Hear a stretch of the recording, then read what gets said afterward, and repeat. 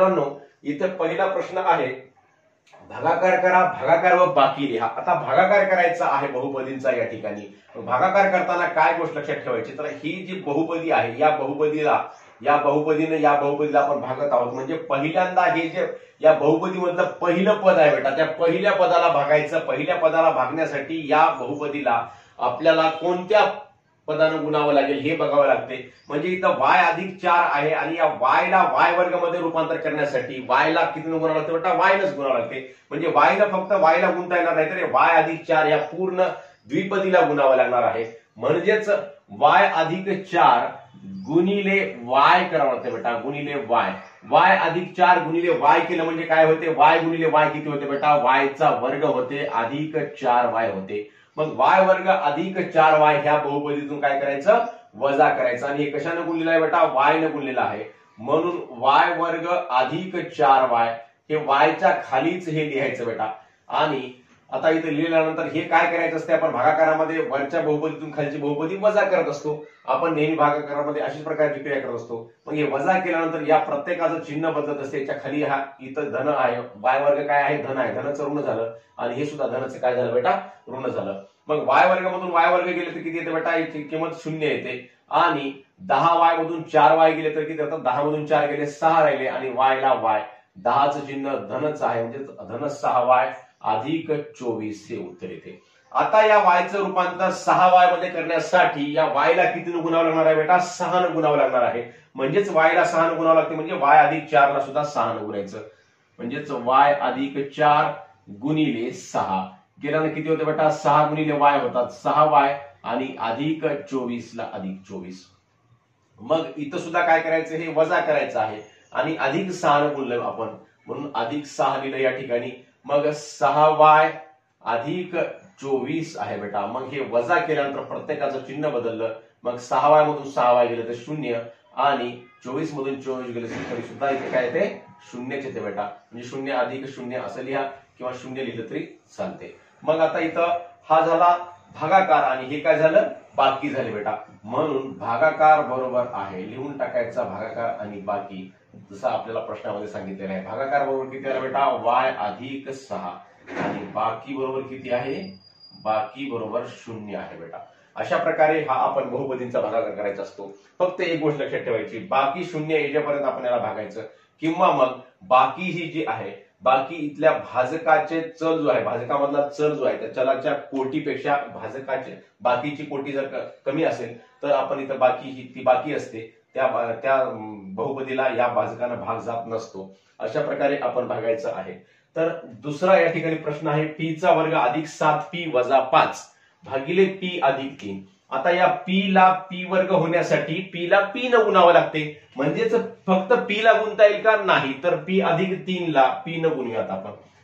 p अधिक 3 गुणिले p बरोबर काय येते बेटा, p चा वर्ग अधिक 3p येते। मग p चा वर्ग अधिक 3p आलेला आहे, p न गुणल्यानंतर वर p लिहिलं आणि वजा p चा वर्ग अधिक 3p। मग जेव्हा जेव्हा इथं वजा होते बेटा, ही स्टेप काळजीपूर्वक करायची। इथं वजा लिहायचं, याचं चिन्ह बदलून टाकायचं, याचं सुद्धा चिन्ह बदलायचं। p वर्ग मधून p वर्ग गेले 0 राहिले आणि 7p मधून 3p गेले तर 4p राहतात बेटा। आणि याचं सुद्धा चिन्ह काय येते, धन 7 मधून 3 गेले म्हणजेच धन 4p वजा 5। आता या p चं रूपांतर 4p मध्ये करण्यासाठी या p ला किती न गुणावं लागणार आहे, 4 ने गुणावं लागणार आहे। म्हणजेच इथं p अधिक 3 गुणिले 4 जर केलं बेटा तर काय येते, 4p अधिक 12 येते बेटा, अधिक 12, 4p अधिक 12। मग इथं किती न गुणलं, 4 न गुणलेलं आहे। मग अधिक 4 न गुणलं म्हणून इथं अधिक 4 केलं बेटा। मग काय येते,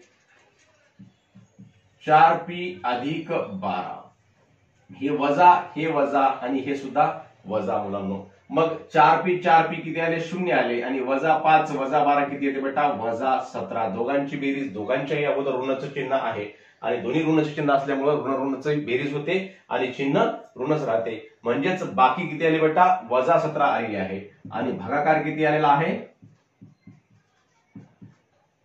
भागाकार। आता बघा इथं ऋण 17 बाकी आलेली आहे आणि इथं भाजकामध्ये चलाचा घातांक किती आहे, 1 आहे, चलाच्या घातांकाची कोटी किती आहे? 1 आहे. आणि इथं आहे का चल पी आहे का? नाही. म्हणजेच इथं या भाजकापेक्षा लहान ही संख्या आलेली आहे. मग इथं आपण याला ही बाकी असते हे लक्षामध्ये ठेवा. भागाकार बरोबर किती मग आता? पी अधिक 4 आणि बाकी बरोबर आहे वजा 17. अशा प्रकारे हे 2 उदाहरणं सोडवले आहेत. लगेच आपण पुढचे उदाहरण बघूयात. तर मुलांनो, तिसरा प्रश्न आहे 3x अधिक 2x चा वर्ग अधिक 4x चा घन कंसामध्ये भागिले x वजा 4. मग आता या ठिकाणी इथं 3x चा पहिला घात आहे बेटा, इथं x चा दुसरा घात आहे, x चा तिसरा घात आहे. अशा वेळेस काय करायचं? या बहुपदीला घातांकाच्या उतरत्या क्रमाने लिहून घ्यायचं असते. म्हणजे x चा तिसरा घात जो आहे तो पहिल्यांदा लिहायचा, दुसरा घात नंतर लिहायचा आणि पहिला घात नंतर सर्वात शेवटी लिहायचा. अशा प्रकारे उतरता क्रम, घातांकाचा उतरत्या क्रमाने त्या बहुपदीला लिहून घ्यायचं असते आणि नंतर याला भाग द्यायचा असते. मग आता इथं x चं रूपांतर x च्या तिसऱ्या घातामध्ये करण्यासाठी x ला किती गुणावं लागते बेटा? x च्या दुसऱ्या घातानं. म्हणजे x चा दुसरा घात गुणिले x काय होते? x चा तिसरा घात होते. मग x च्या दुसऱ्या घातानं गुणायचं आणि तर x चा घनाचा सहगुण सुद्धा 4 आहे. मग 4x च्या वर्गानं जर गुणलं तर या 4x च्या वर्गानं गुणल्यानंतर 4x चा वर्ग गुणिले x काय होते? 4x चा तिसरा घात होते. मग x वजा 4 गुणिले 4x चा वर्ग बरोबर आहे काय होते बेटा? 4x चा घन वजा 4 चोक 16x चा वर्ग होते या ठिकाणी. मग 4x वर्गानं आपण इथे गुणलेला आहे म्हणून 4x वर्ग वर लिहिला आणि 4x चा घन वजा 16x चा वर्ग हे उत्तर आपण इथं लिहिलेलं आहे. मग आता हे वजा करायचं आहे बेटा, ही बहुपदी काय करायची आहे? वजा करायची आहे. मग इथं वजाचं चिन्ह, वजा केल्यानंतर ह्याच्या अगोदर काय आहे? धनचं चिन्ह आहे. धनचं मग काय होते? वजा होते आणि या ऋणाचं काय होते? धन होते. मग आता 4x घन याची किंमत किती येते? 0 येते हे वजा केल्यानंतर. मग इथं 2x चा वर्ग आहे अधिक 16x वर्ग झाला आता हे. मग किती झालं हे? 16 आणि 2 किती? एकूण अधिक 18x चा वर्ग अधिक 3x. आता बेटा x चं रूपांतर 18x वर्ग मध्ये करण्यासाठी या x ला कितीने गुणावं लागते? 18x ने गुणावं लागते. म्हणजे 18x गुणिले x काय होते? 18x चा वर्ग होते. मग आता x वजा 4 गुणिले 18x बरोबर आहे 18x गुणिले x काय होते? 18x चा वर्ग वजा 18 चोक 72x होते बेटा, 72x. मग आता 18x ने गुणलं अधिक 18x ने गुणलेलं आहे. मग अधिक 18x या ठिकाणी लिहिलं बेटा. मग हे वजा 18x चा वर्ग वजा 72x. मग हे वजा केल्यानंतर 18x चा वर्ग काय आहे? धन आहे. धनाचं इथं काय होते? ऋण होते आणि या ऋणाचं काय होते बेटा? अधिक होते. मग याची किंमत परत या ठिकाणी 0 आली आणि 3x आणि 72x किती झाले बेटा? एकूण 75x झाली, 75x. मग आता या x चं रूपांतर 75x मध्ये करायचं आहे. मग x ला किती गुणावं लागते बेटा? सरळ सरळ 75 ने गुणावं लागते. मग आता x वजा 4 गुणिले 75 बरोबर आहे 75 गुणिले x किती होतात? 75x होतात आणि वजा 4 गुणिले 75 किती होतात? गुणाकार करून बघा बेटा, 300 गुणाकार येतो याचा. म्हणजेच 75 ना अधिक 75 ना आपण या ठिकाणी गुणलेलं आहे अधिक 75. मग काय वजा होते मुलांना या ठिकाणी? वजा 75x वजा 300.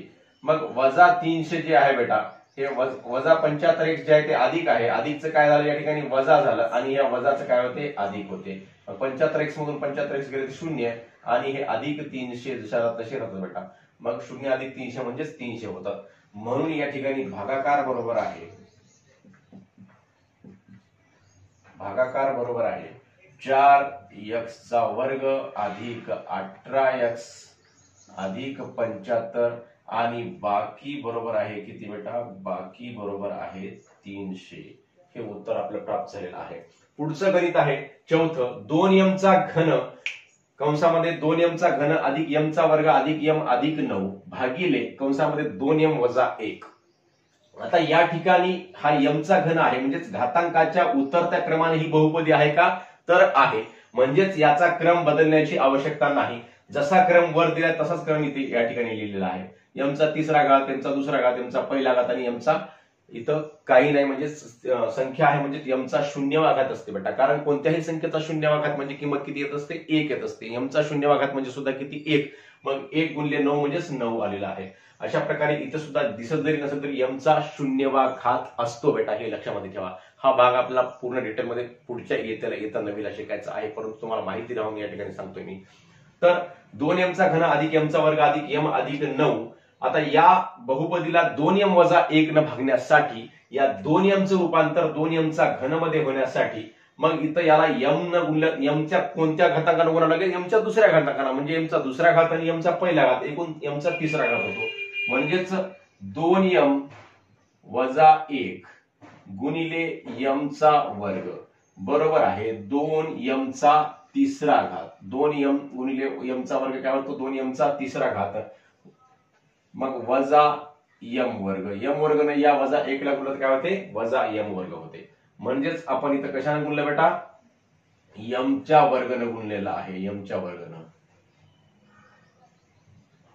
मग m वर्गने गुणल्यानंतर 2m चा घन वजा m वर्ग हे आलेलं आहे. मग आता आपल्याला ही वजा करायचं आहे, वजा हे वजा, इथं वजा केल्याबरोबर चिन्ह बदलते हे लक्षामध्ये ठेवायचं. 2m चा घन धन आहे, ऋण झालं, आणि या ऋणाचं काय होते, धन होते. मग इथं किती आली किंमत, अधिक वजा शून्य किंमत आली. m वर्ग अधिक m वर्ग किती झाले बेटा, 2m वर्ग झाले, अधिक m अधिक 9.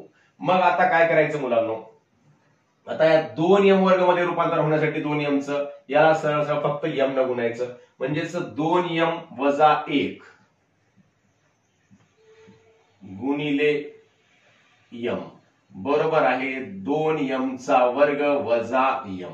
मग आता m न म्हणजेच धन m न गुणलेला आहे, अधिक m, मग वजा 2m वर्ग, 2m वर्ग वजा m. हे इथं वजा आहे, हे वजा झालं, आणि हे वजाचं अधिक झालं. मग ह्याची किंमत किती आली, 0 आली. आणि m आणि m किती बेटा, अधिक 2m झालं, अधिक 2m अधिक 9. मग आता इथंही 2m आहे, इथंही 2m आहे, म्हणजे त्याला किती न गुणायचं, 1 न गुणायचं आहे. मग 2m वजा 1 गुणिले 1, मग काय ते बेटा, 2m 1 2m, आणि वजा 1 ला वजा 1, म्हणजेच 1 न गुणला आपण, अधिक 1 न गुणलं, तर वजा 2m वजा 1. मग हे वजा आणि हे अधिक, याची किंमत आली 0, आणि 9 आणि 1 किती बेटा, 10. मग अशा प्रकारे भागाकार किती आला बेटा, म्हणून भागाकार बरोबर आहे m वर्ग अधिक m अधिक 1, आणि बाकी बरोबर आहे 10. अशा प्रकारे आपण ह्या सराव संच 10.2 मधले 4 उपप्रश्न या ठिकाणी सोडवलेले आहेत. आपल्याला उर्वरित 3 उपप्रश्न पुढील व्हिडिओमध्ये घ्यायचे आहेत. तुम्हा सर्वांना हा व्हिडिओ समजला असेल, आवडला असेल तर नक्की आपल्या मित्रांना शेअर करा व व्हिडिओवर लाईक व कमेंट सुद्धा अवश्य करा. पुन्हा भेटूयात पुढील व्हिडिओमध्ये. धन्यवाद. जय गुरु.